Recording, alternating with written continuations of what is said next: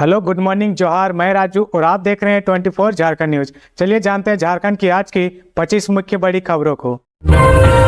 झारखंड में फिर आंदोलन की राह पर टेट पास सहायक अध्यापक, मंत्री और सत्ताधारी विधायकों का आवास घेरने की तैयारी।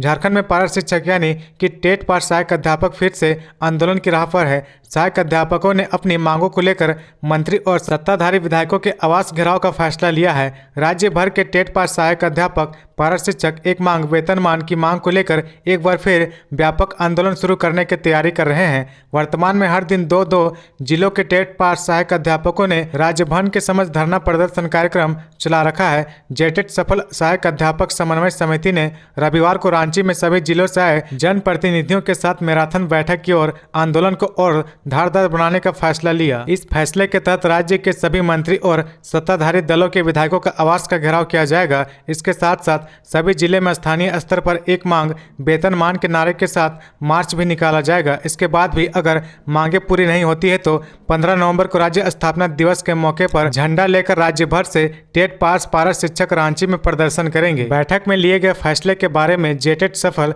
सहायक अध्यापक समन्वय समिति के संरक्षक प्रमोद कुमार ने जानकारी दी। उन्होंने बताया कि 3 अक्टूबर को कल्याण कोष और ईपीएफओ को लेकर विभाग द्वारा बुलाई गई बैठक में जेटेट पास सहायक अध्यापक शामिल नहीं होंगे। उन्होंने कहा कि इन दोनों मुद्दों पर सहमति के बावजूद जेटेट पास सहायक अध्यापक अपनी एक मांग वेतनमान की मांग पर अडिग है।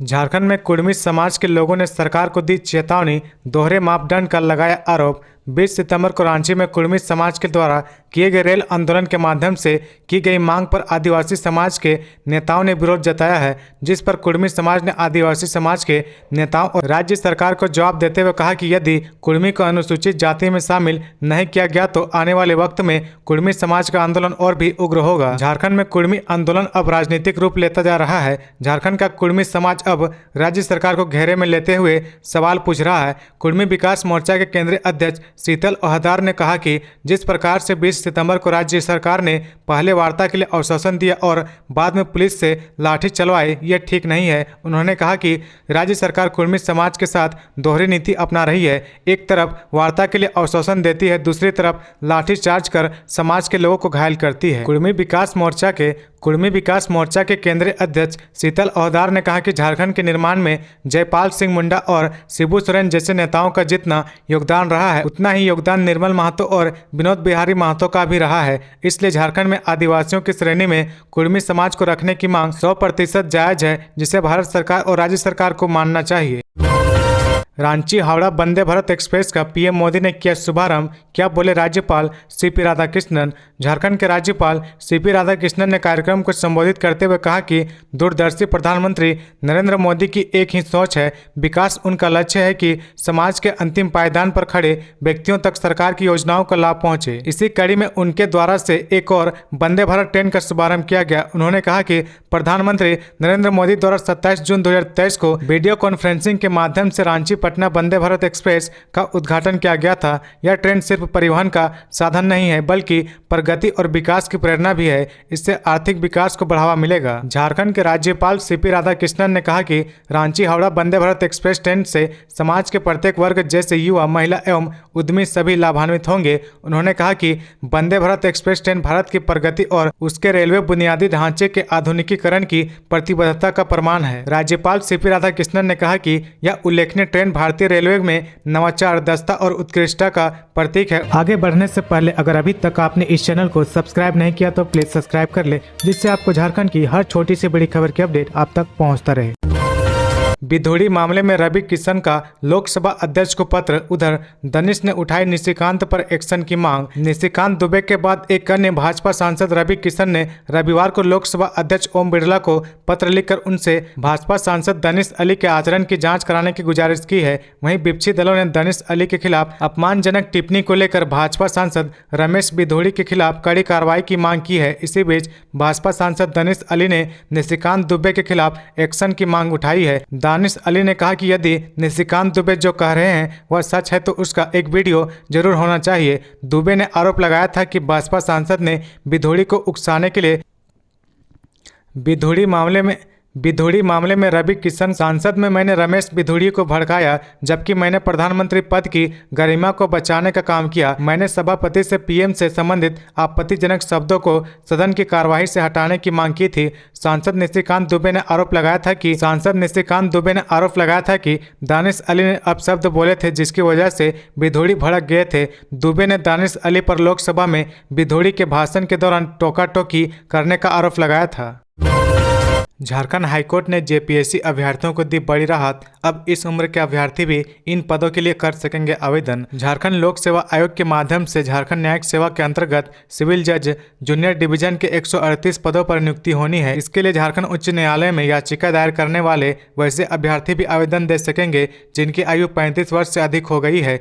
आयोग ने याचिकाकर्ताओं से ऑनलाइन आवेदन मांगे हैं। इसकी सूचना रविवार को जारी कर दी गई है। आयोग के अनुसार सिविल जज जूनियर डिवीजन सीधी नियुक्ति परीक्षा में निर्धारित अधिकतम उम्र सीमा में छूट दिए जाने के संबंध में झारखंड उच्च न्यायालय में दायर याचिकाओं एवं संबंधित विभिन्न समरूप मामले में पारित आदेश के आलोक में वादीगण आवेदन कर सकते हैं। ये वादीगण ऑफलाइन आवेदन में वांछित सूचना भरकर विज्ञापन की कंडिका 19R के अनुसार संबंधित प्रमाण पत्रों की 100 अभिप्रमाणित छाया प्रति के साथ संकलन कर लिफाफे के ऊपर विज्ञापन संख्या एवं पद का नाम अंकित कर आयोग कार्यालय में जमा करेंगे। आवेदन 26 सितंबर से 3 अक्टूबर तक पूर्वाह्न 10:30 बजे से शाम 5 बजे तक हाथों हाथ जमा करना होगा।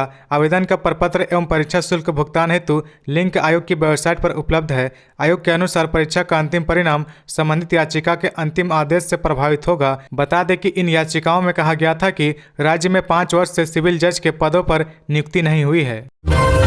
स्वास्थ्य मंत्री बन्ना गुप्ता 25 सितंबर को करेंगे जन सुनवाई। आमजनों से प्रदेश कांग्रेस कार्यालय पहुंचने की अपील। स्वास्थ्य मंत्री बन्ना गुप्ता 25 सितंबर को जन सुनवाई करने वाले हैं। इसके लिए सभी लोगों को तय समय पर प्रदेश कांग्रेस पार्टी ऑफिस पहुंचने के लिए कहा गया है। कांग्रेस के मंत्रियों के जन सुनवाई कार्यक्रम का दूसरा चक्र सोमवार से शुरू हो रहा। कांग्रेस आलाकमान के आदेश पर हेमंत सोरेन सरकार में शामिल कांग्रेस कोटे के चारों मंत्री रोटेशन से हर सोमवार को जनता की शिकायतों को दूर करने के लिए जन सुनवाई कर रहे हैं। 28 अगस्त को राज्य के स्वास्थ्य मंत्री बन्ना गुप्ता ने इसकी शुरुआत की थी। जन सुनवाई का एक चक्र पूरा हो जाने के बाद सोमवार 25 सितंबर को फिर से स्वास्थ्य मंत्री जन सुनवाई करेंगे। कांग्रेस कार्यालय में 11 बजे पूर्वाह्न से लेकर 1 बजे तक समय जन सुनवाई के लिए निर्धारित की गई है। 28 अगस्त को स्वास्थ्य मंत्री बन्ना गुप्ता ने कांग्रेस कोटे के मंत्रियों की जन सुनवाई कार्यक्रम की शुरुआत की थी। उसके बाद 4 सितंबर को राज्य के वित्त मंत्री रामेश्वर उरांव ने जन सुनवाई की।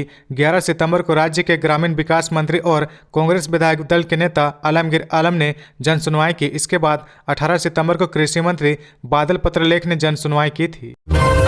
बाबूलाल मरांडी ने हेमंत सरकार पर साधा निशाना। कहा, ट्रांसफर पोस्टिंग के नाम पर लूट खसोट कर रही हेमंत सरकार। मंझगांव प्रखंड के +2 उच्च विद्यालय मंझगांव मैदान में रविवार को भाजपा का संकल्प यात्रा सह जनसभा कार्यक्रम आयोजित किया गया। कार्यक्रम में बतौर मुख्य अतिथि पूर्व मुख्यमंत्री सह भाजपा प्रदेश अध्यक्ष बाबूलाल मरांडी उपस्थित हुए। बाबूलाल ने जनसभा कार्यक्रम का शुभारंभ दीप प्रज्वलित कर किया। जनसभा को संबोधित करते हुए बाबूलाल मरांडी ने कहा कि जिस उम्मीद के साथ झारखंड का निर्माण तत्कालीन केंद्र के एनडीए सरकार द्वारा किया गया था, आज झारखंड को लूटने का कार्य मुख्यमंत्री हेमंत सोरेन कर रहे हैं। प्रधानमंत्री नरेंद्र मोदी ने सर्वप्रथम महिलाओं के सम्मान के लिए घर घर शौचालय बनवाने का कार्य किया। हमारे गांव घर के लोग झोपड़ियों में रहने को विवश थे, उन्हें प्रधानमंत्री ने आवास योजना का लाभ देकर पक्की घर देने का कार्य किया है। 2019 में विधानसभा चुनाव के दौरान अपने घोषणा पत्र में झारखंड मुक्ति मोर्चा और कांग्रेस की गठबंधन सरकार ने झूठा वादा कर सत्ता हथियाने का कार्य किया था।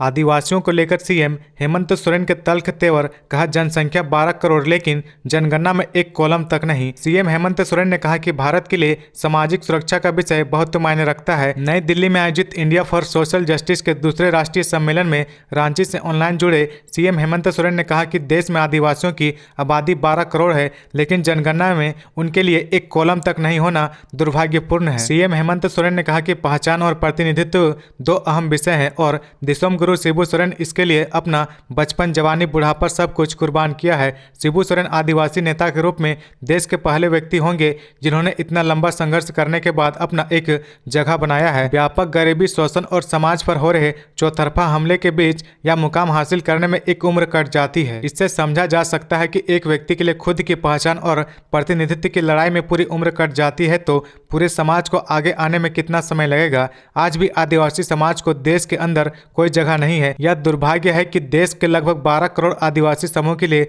जनगणना में कोई स्थान नहीं है। राज्य में 2019 में उनकी सरकार बनने के साथ ही सामाजिक सुरक्षा पर फोकस करने की जिम्मेदारी ली है।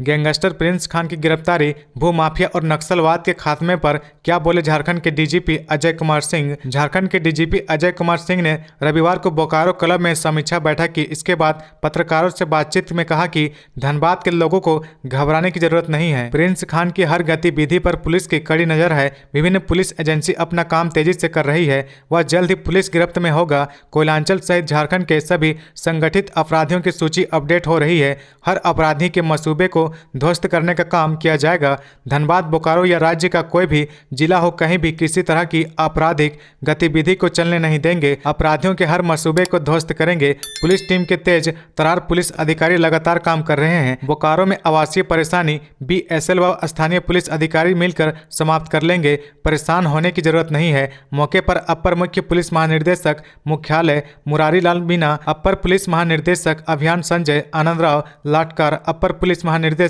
आधुनिकीकरण सह प्रशिक्षण प्रिया दुबे, पुलिस महानिरीक्षक मुख्यालय मनोज कौशिक, पुलिस महानिरीक्षक मानवाधिकार अखिलेश झा आदि उपस्थित थे। सिमडेगा एसपी सौरभ कुमार ने 16 पुलिस अधिकारियों का किया तबादला। झारखंड के सिमडेगा जिले के एसपी सौरभ कुमार ने 16 पुलिस पदाधिकारियों को रविवार को स्थानांतरित किया है। एसपी सौरभ कुमार ने स्थानांतरित किए गए पुलिस पदाधिकारियों को 24 घंटे के अंदर 9 पदस्थापित थाने में योगदान देने का निर्देश दिया है। सिमडेगा के एसपी सौरभ कुमार द्वारा पुलिस पदाधिकारियों का तबादला किया गया है। स्थानांतरित किए गए पुलिस पदाधिकारी को 24 घंटे के अंदर 9 पदस्थापित थानों में योगदान देने का निर्देश दिया गया है। एसपी ने पुलिस और निरीक्षकों व सहायक अवर निरीक्षकों का तबादला किया है। पुलिस अवर निरीक्षक धीरज विश्वकर्मा को बानो थाना, सहायक अवर निरीक्षक शंकर बाखला को बानो थाना, सहायक अवर निरीक्षक अचवेर राम को बानो थाना, सहायक अवर निरीक्षक अजय कुमार सिंह को पुलिस केंद्र सिमडेगा, सहायक अवर निरीक्षक विनोद कुमार राम को जलडेगा थाना स्थानांतरित किया गया है।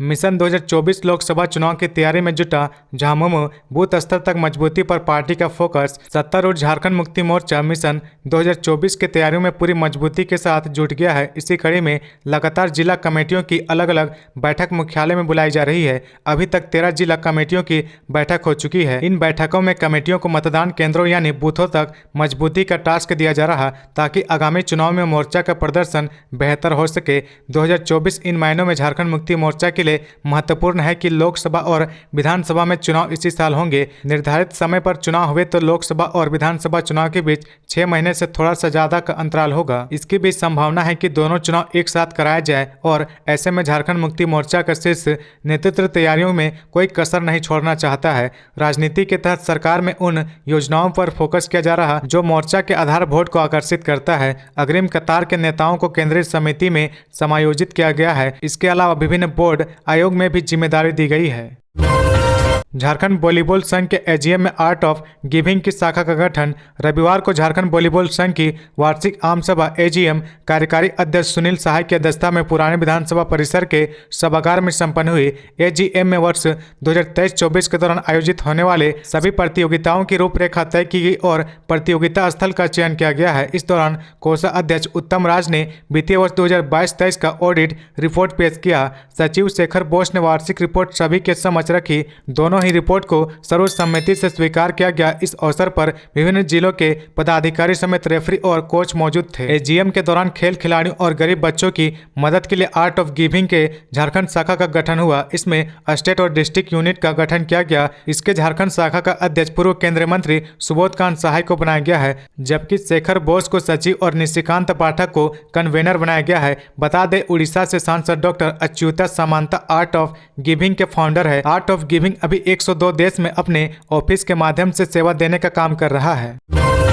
देश के इन 10 जिलों से 80% साइबर क्राइम नया जामताड़ा बने भरतपुर और मथुरा। मौजूदा वक्त में साइबर क्राइम सभ्य समाज के लिए बड़ी चुनौती पेश कर रहा। साइबर अपराधियों के नए नए तरीकों को देखकर पुलिस भी हैरान है। पहले झारखंड के जामताड़ा और हरियाणा के नूह को देश के बड़े साइबर अपराध केंद्रों के रूप में जाना जाता था। अब राजस्थान का भरतपुर और यूपी का मथुरा नए साइबर क्राइम केंद्रों के रूप में उभरे हैं।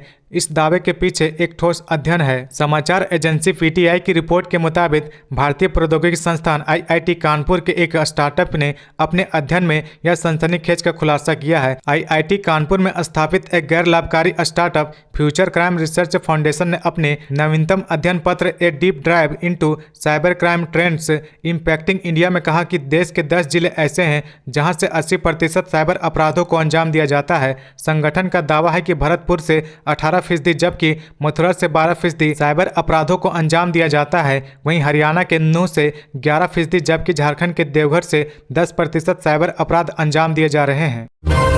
गिरिडीह में दर्जनों युवाओं ने थामा भारतीय जनता पार्टी का दामन। गिरिडीह के बनियाडीह स्थित गांधीनगर बस्ती के कई युवाओं ने 24 सितंबर को भाजपा का दामन थामा।